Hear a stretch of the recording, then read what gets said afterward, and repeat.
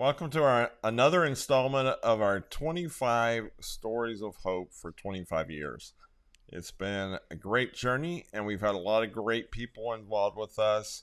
And today we get to spend a little time with our longest running chairperson that we ever had in the Really? history of Lyft.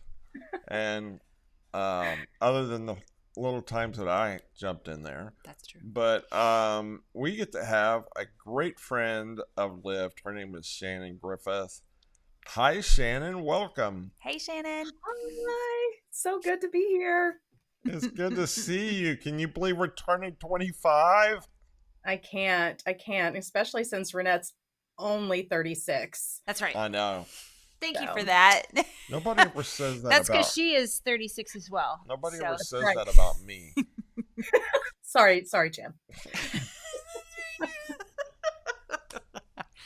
45? So, Shannon, you just made such a huge contribution into the history of Lyft, and then we just have appreciated so much what you've done over the years and your family. We love your family, and we've played a lot together. We've had difficult times together, and it's just really good to reminisce a little bit and to be a part of this conversation.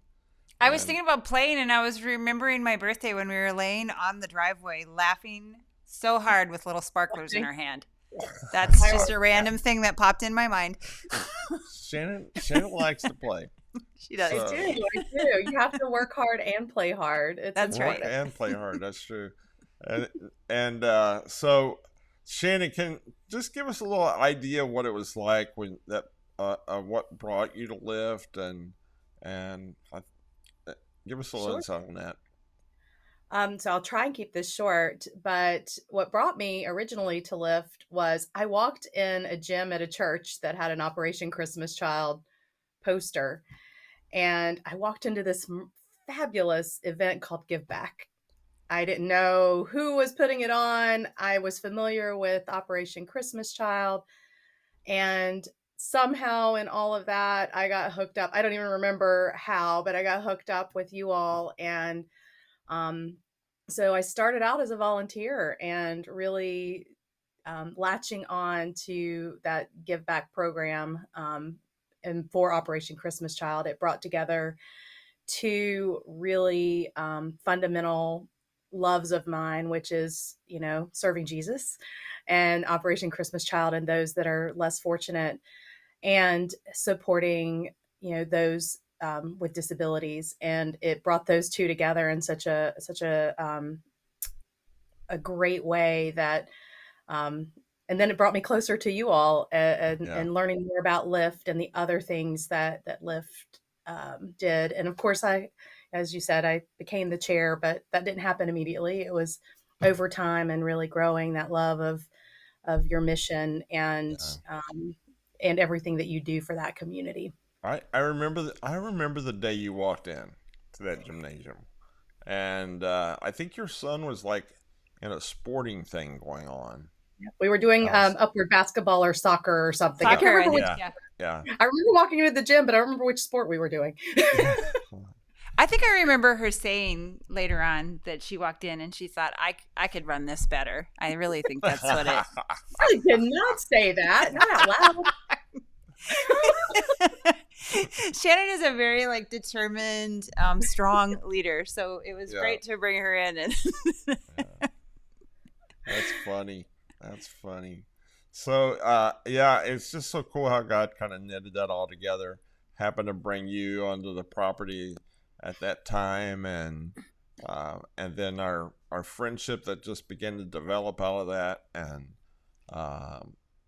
to watch the leadership role that you made, and it's just been great to go through all the history together of just family changes and all that stuff.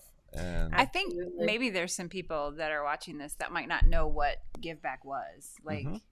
Shannon true. really brought it to another level. So, Shannon, can you just describe kind of what Give Back Absolutely. was and under your leadership and how it grew? And Well, I mean, it it was an event where we partnered with Operation Christmas Child, and we partnered with the community to get items to fill these shoe boxes that were going to go around the world to those children that are less fortunate than us. And rather than it be a traditional shoebox party, we invited the disability community to come in and give back. And part Mm, of the premise of it was that Lyft and other organizations do help the disability community a lot. And there's not always a chance or opportunity for that community to give back to others. And yeah. this just brought it all together so elegantly. Mm, And I can't remember, we got to what, 3,000 shoe boxes? I'm trying to Yeah. remember what our yeah, I I think, think it was like yeah. over three for sure. Yeah. yeah. But most of everything that we got was donated. Hmm. Um, and the volunteer list, we had more volunteers than we knew what to do with, and that's a incredible problem to have Yeah. in one of these situations. So COVID and many other things, we backed off of that. Maybe one day it'll come back, but it definitely was something that just brought that all together Yeah. in one big space. Um, How and long we how go long ahead. did we carry it on? Did we do it was going went on for like a long time, didn't it? I think we had 9 years of it. I think you're about right. I Yeah. think you're right. Yeah. Yeah. Because we stopped the year before COVID, right? And Hmm. Hmm. I think it started in 2008. If I was looking back, 2008 or 2009. So yeah, almost 10 years of that. Wow. Yeah, it was good. It was a good event, and the things that was just one piece of such a big.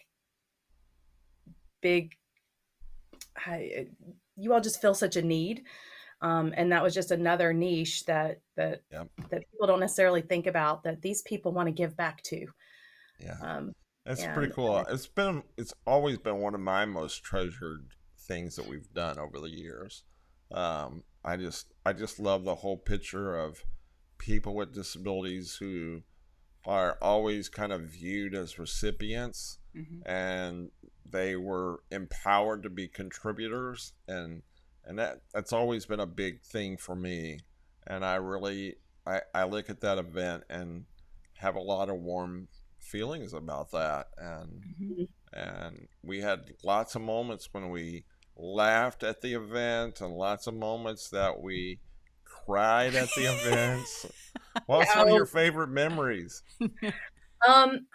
I think my favorite memories was when we had Amanda from WSOC come Yeah. and pray over the event and MC it. Um, I think it just, you know, having that level of community involvement, Yeah. and she's just, her heart for Jesus, Yep. and what we were doing. It was, I just remember thinking, wow, this person who is a pillar of the community on TV talking about our event and talking about Jesus. It Yep. was just the perfect culmination of everything that you all had worked for, Yeah. and to have that sponsorship, if you will. Hmm. Yeah, that was a great moment. I remember us all gathering together in front of the big boxes. Oh yeah, You know, the container the boxes. case, Yeah. yeah, the cases, Hmm. Yeah, and I still got pictures on my phone, I think, from all of yeah, that. yeah, I remember that. So it was really a great moment with her standing there with us in front of those piled high cases of boxes, and it was a really cool thing. That actually, Get Back was actually one of the things that gave us an opportunity to be exposed in um, what was the magazine? People magazine. People magazine. Yeah, A couple Yeah. of different books we were inserted yeah. A into couple of as books a were result of that. because of Get Back, Hmm. and That was all because of Shannon. Shannon did all of that. No. That's Jesus. I just got to be the coordination of a lot of the things. So it was been and well worth it. And So you the started as a volunteer, and then tell us like what happened then. I don't remember dates, times, what. I don't remember dates and times either. I wish I did. Gosh, Should I have think at looked back. 36 I could remember these dates, but it's, getting too old. Well, there was a pivotal moment for me, right? I was a volunteer, and I was aware of the other events. Give Back was my main one, but I was aware of the camps that you did, and you know, uh, you all are well aware of this, where my daughter suffered from anorexia. And after 9 months of treatment, one of the things that they wanted her to do was to give back, since we're talking about giving back, to a community less fortunate than herself, so that she could see how far she'd come, and how fortunate she is, in her life and in her shell. And I remember calling Renette, um, I think in tears, and saying, I can't take a week off work, but can she come be a counselor? Because she technically wasn't old enough to have her own room yet. Yeah. and I said, I think it would be good for her. And Renette worked it out. I remember the car ride taking her there. She may have said choice words to me that I won't repeat on here. Names. I was the devil. But that week changed her life. And I'm going to try not to cry. To the point now where she still works in that field. She works for an autism center, and she works to intake families that are scared. They just got this diagnosis that their child is autistic. They don't know what to do. They knew something was different. How do we ease our way into having to have this treatment, or this, all of the occupational therapist and the behavioral therapist, and trying to help them acclimate into a world that doesn't understand autism. If she had not had that week where, yes, I took her kicking and screaming, and Renette worked it all out, her life wouldn't have changed to where now she gives back every day. And Wow. for me, that was where my commitment to the organization shifted. I saw a bigger purpose, and then it's not just about what you all do for those families that have people with disabilities, because it's about the families and the person with disabilities, but it was about the life-changing, life-altering, trajectory that it gives people who help. So it's a three-legged stool, right? You've got the leadership, you've got these volunteers, and you've got these people you're serving, and everybody is equally getting and gaining something. And I don't know if I just didn't see it, even though I got so much from Give Back. Right. I didn't see the bigger picture until then. Yeah, I remember that week. The first couple of days, I was afraid she was going to run away. And man, God just did such a great work for her that week. It was so cool to watch. And even like on your ride home, I think you text me and said, man, she's talked nonstop about her week at camp. And yes. I was not texting and driving. Yeah. No, this was later. And she proceeded to come several years after that. And she and like we have a few campers that require really extra care, and like every year we think who can we give this individual to, and there was one particular one that like required several people to take care of him, and Megan was always at the top of the list. Like she was going to be the one that she was definitely cared for him. Like when she moved away, I was like, no. Yeah, she became a rock star. Everybody loved her, and we had great weeks together. It was really cool. Yeah, it's years. And I don't know who may get the opportunity to see this, but I believe that volunteering and being a part of Lift can change anybody's life, and for the better. And that can be as a participant or as a volunteer. So I can't believe it's been 25 years, Yeah. and that I got to be part of that beautiful journey. And for those who don't know, I now live in North Carolina, so I can't be Yep. as involved. So I didn't run from Lyft. I ran back to family. She's involved at a distance. Yeah. Right. Well, I tell you, it's just a remarkable thing when you look back. I think we counted up the other day. We didn't keep great records in the early days, but I think that we've impacted close to, what was it, 11,000? Yeah, almost 12,000 lives. Almost in 12,000 the 25 years. lives in 25 years. So that's pretty cool. Shannon, thank you for joining us today.